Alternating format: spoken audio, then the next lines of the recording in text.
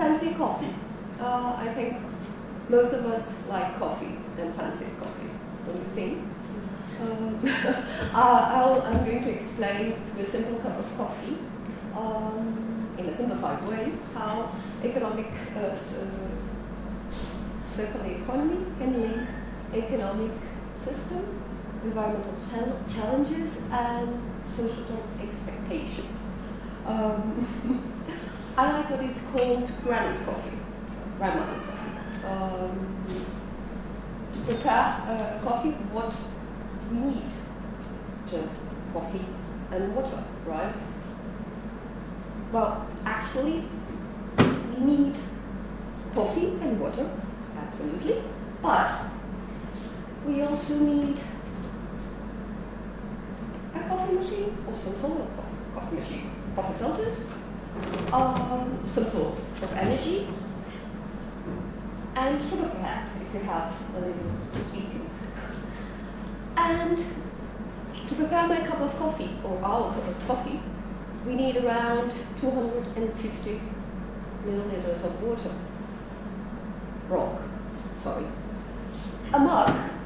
For a mug of 250 milliliters of water, we need 140 liters of water, because around 21,000 liters of water is what is needed for 1 kilo of roasted coffee.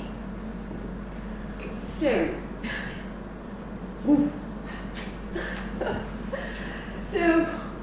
when I want to go through this, I prepare my coffee not in a kettle. I don't put my kettle on. Normally, I use my coffee machine. It's something like this one. My auntie gave it to me, and I was lucky. I am lucky, because most of our products are produced, are manufactured not to last long. And mine has been with me for 10 years, more than 10 years already, so I'm lucky. I'm really, really lucky. 80% of our manufactured goods, normally, we throw away after 6 months of living. So, that's not much. I'm lucky, I kept mine, I use mine, and she still works. 90% of raw materials are wasted before getting out of the factory. So, coffee is one of the most wasteful consumer products and we always drink coffee. Estimated 12 million tons of agricultural waste is left to rotten. So, our main problems in terms of economics, our main economic problems are normally the volume of resources we extract, plus the amount of energy we used to transform those resources into products, and also the volume of waste we produce. And we don't realize it when we have a cup of coffee. That's all on it. Now, picture yourself preparing your coffee. And after having your coffee, you grab your coffee grounds and you bake a cake, because it's manageable, you can do it. Or you do a coffee body scrub that is really good for your skin. Why not? Ultimately, you can compost it, of course. That's true. It's good. But even better, you can grow mushrooms with it. Did you know that? So, yeah. So, our main problems, as I said, are the volume of waste and the resources extraction, plus the energy used. So, what the idea in terms of circular economy is to rethink the whole system. Think the whole system as a living system, rather than a throwaway thing. Because, as you've seen on the coffee grounds, you can do stuff. And you can keep it longer on the productive cycle, even as a consumer. So, the idea of circular economy is to reduce the amount of resources extracted, and with the resources that are extracted, use them more efficiently, and by creating these loops, these closer loops, these inner loops, that avoid discarding it quickly. And then also avoid the amount of waste produced during it. So what you see here is a simplified diagram of circular economy. And the green line means the biological nutrients, they are kept on a productive cycle. The blue line means the technical materials, because you also think about it. If you picture yourself after preparing your coffee, you need, like I've said, you use the coffee grounds to make a cake, then you can also do a body scrub. But imagine you are, like you subscribe to music, you prefer to pay per cup of coffee. It's manageable. It already happens to music, why not with coffee? You can see it that way. One of the things is in circular economy is that you have to get creative about stuff and rethink the system. You design out waste from your recipe. You design stuff to be reused. We always reuse money. It is a product always with a second life, at least. So why not think about other stuff in that same way? So, also, one of the things we also do in terms of circular economy, or try to do, is to use every actor, every person, from the producer to the consumer, has to work together in order for this to be successful, to work out. And using, of course, renewable energy, because it is thought as a whole system, a whole living system. And in terms of our preparing our coffee, we have to think of a product in terms of having spare parts. It's not to throw away. If it gets broken, it must be repaired. So it also must be designed for repair, not only designed for use. We would design out the waste, but also repair. So for a year now, my cup of tea, or my cup of coffee, has been Repair Café Porto. Repair cafés are nodes of circular economy because they teach its principles from bottom up. And they meld education, they have social inclusivity, what else? Many things happens there.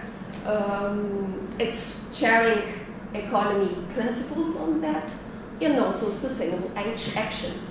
So in a repair cafe, what you have, you divert stuff from end of life, you encourage people to buy for longevity, and you have fun with it.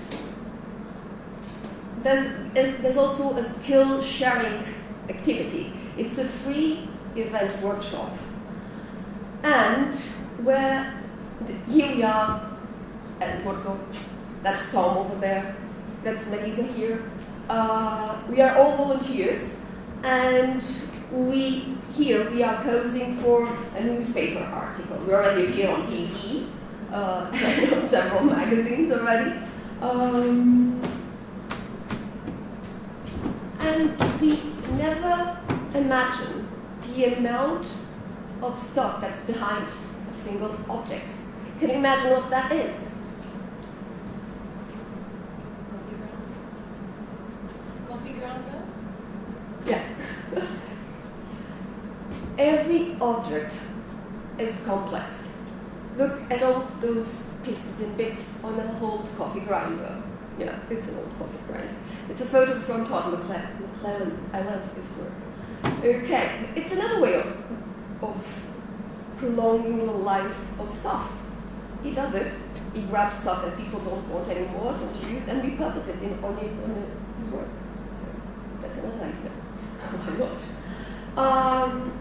Increasing the lifespan of materials, of our products, lessens the strain on materials, on energy, on labor. If we dispose of that,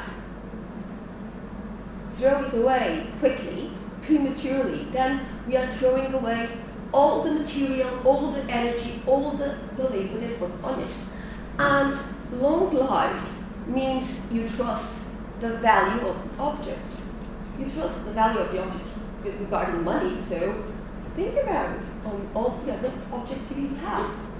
And you also can get your creativity juices flowing. There's so many ways of repurposing, of rethinking what you see, because everything can be so many others. Okay? And how did I get here?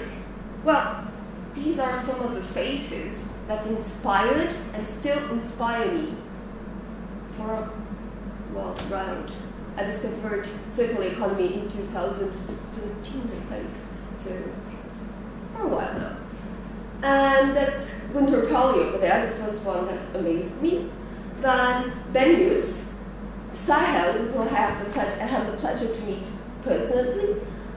The Cradle to Cradle guys, McDonald and Harvard, I think it's like more or less like that. My supervisor, Mish Korsner, my other supervisor, Cristóbal Branco, my friend who works with me, or with whom I work, Lindsay, and a British economist that I really enjoy, you must read her book, Kate Raworth, and the one responsible for a similar project here in London, Janet Hunter, who are called the Restart Parties. Check it out. And here are some of the faces we have put a smile on while doing Repair Cafe for a year now. So, this is Karina here. She was so happy about her renewed toaster. One of the things that we do is there's no guarantees, but people are asked to put their hands on it, because the idea is for people to gain more power on their products, to know a bit more about their products. So Karina was so happy about her toaster. It was renewed. It only worked around 80%, but it worked better than not working. She ran out. She grabbed some bread and butter, and we all had toast with it. So at the end, you can see that the Wagner was also really happy about her toaster. And there, Katharine learned that her iron, how to maintain her iron, that the way she was using it was like a bad way, so she could, and she understood how it worked inside. There, Rita, she was so happy because she discovered what was wrong with her mixer. She opened it and she saw that inside one of the plastics was a lesser one, so that's why it was broken. So she glued it, she cleaned it, because there was the remains inside her mixer, there were the remains of her former chocolate cake, so it was full of chocolate powder. And that's it. And there, Carolina, she couldn't find what she wanted, so she decided to grab the help of the volunteer repairs and to learn how to do, how to do like a tube of lights. And there's Anna, who knew how to maintain her bike. So this was diverted from end of life, was prolonged, and people were really happy about it. They let themselves photographed. So, and you can see the faces, they're all happy. So, what does circular economy mean? To achieve a successful circular economy, you need in all stages to have action needs to happen. and in a conjoint approach. So it means extend the lifetime of products, preserve the lifetime of products. It means maximize the lifetime of products through multiple cycles from producer to consumer all around. It means to unleash all of this is required in terms of circular economy at all stages, don't forget it. Unleash the value of products currently designated as waste, design out the waste. Think it not as waste, can be not waste. There's so many things about it. Check, there are already some companies doing great stuff. If you all combine conjoint approach, then it should work, must work. So promote symbiosis, that's it. Several companies, several people working together. Help consumers reduce waste. That's what I'm trying. Also, encourage reuse and repair. And paper cup like a paper music. Access over ownership. Why not? Prioritize regenerative resources. Give a break to the sun also. It's there. It's good energy. And engender a collaborative spirit for joint value. Because we do it with money already, so why not? Express yourself in a sustainable way. You can see me there, you can contact me there. I've put there the links of Kate Raworth and the Restart project of Jane Hunter. And you have also here, I've chosen two because they are connected with what I've said, BioBeam and Grow Cycle here in London.